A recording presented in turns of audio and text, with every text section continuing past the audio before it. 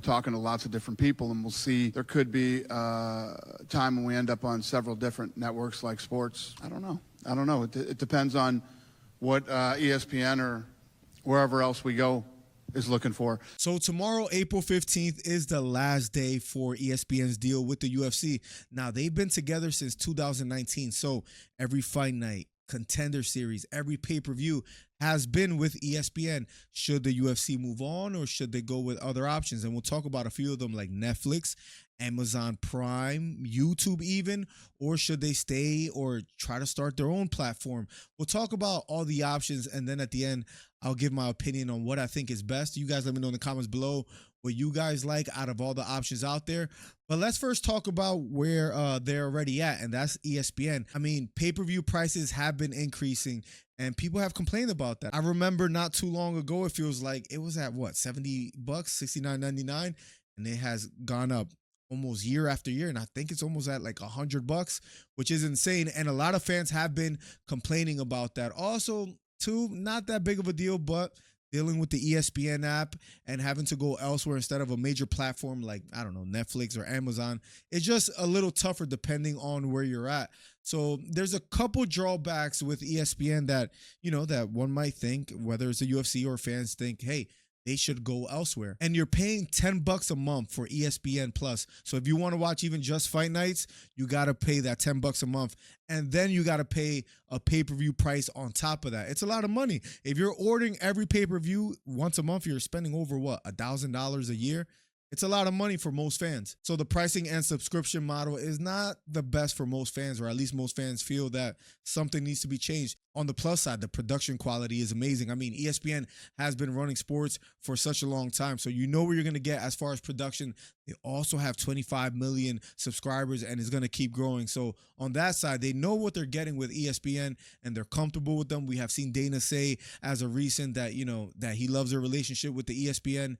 But he's also looking out there for other options. So we'll see what he goes with. But those are the pros and the cons for ESPN. Now let's look at other options. One of them being probably the biggest platform in the world, that being YouTube. Imagine pay-per-view prices go from $100 to maybe $40 with YouTube. And if you're a premium member, maybe you get some behind the scenes access with the UFC. I mean, the biggest reach that they'll have is with YouTube. And globally, they'll be just reaching a bigger audience. The drawback is whether they're going to get the same production quality as with ESPN. But I can't imagine YouTube not appealing to Dana White, because he'll have a bigger reach. Perhaps he could also lower the pay-per-view prices. It's just something that Dana White, remember, he thought about the UFC blowing up when it wasn't even a big sport. So just imagine the temptation of just going with YouTube and kind of taking it maybe to another level. He could perhaps get more viewership and at the same time decrease pay-per-view prices. So, I mean, the fans will love that.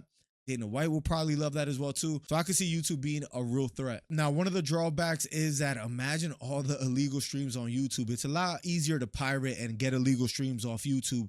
And the UFC has expressed before their issues with that. I could only imagine if UFC pay-per-views are on YouTube TV, how many illegal streams are out there, how many people are not going to be paying for the pay-per-view because they could find something out there where they could watch for free, and it could be a big problem. So I'm sure UFC has some kind of hesitancy going with a platform like YouTube. With ESPN, again, you know exactly what kind of production you're getting. Is YouTube gonna be able to match that? And also ads as well too. Are they gonna, throw in a 30-second ad when there's a submission going on and you're wondering whether Charles Oliveira is gonna lock it in, or whatever crazy scenario you could think of? It's a concern how they're gonna deal with ads and all the intangibles that ESPN already does. Another option, what about Netflix? Netflix wants more sports on their platform. The UFC wants a bigger reach.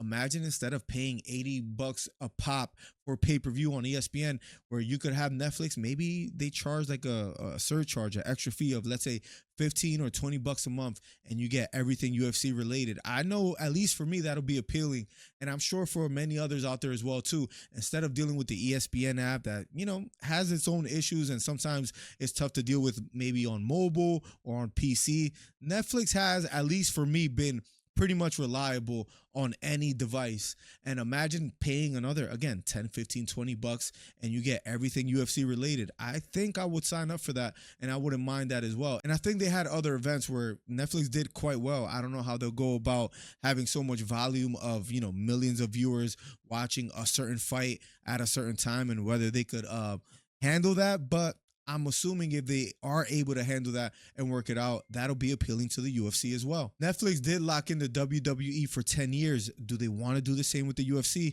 And does that benefit the UFC? Do they want to have the freedom to be able to move around? Or do they want to lock in, like a $10 billion deal for 10 years?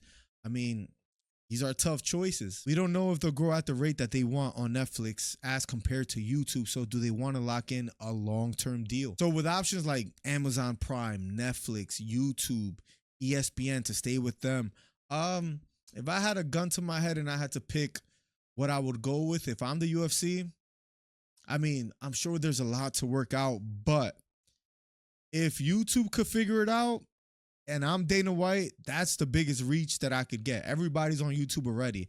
So just throwing my company on there, I think as far as global reach is going to be the biggest, right?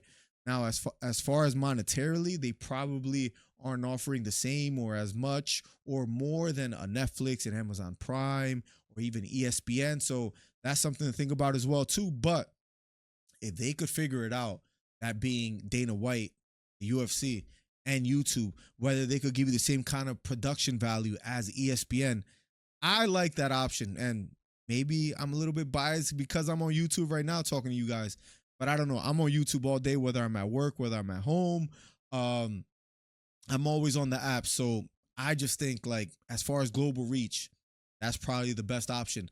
It is a little bit tempting as well, too, that I'm assuming if I'm Dana White, I've already been with ESPN. I already know how it works. The relationship started rocky, like he said it before, but now it's normal. So that's also probably option number one, if not option number two. But that's probably the easiest thing to go with, where you don't even have to transition much. So if it were up to me, or if I had to guess, I think I would go YouTube 1, maybe ESPN 2, or vice versa. I think those are the best options. But gun to my head, I think YouTube is the coolest, best option. What are your thoughts? Let me know in the comments below. What should they do? The contract ends tomorrow.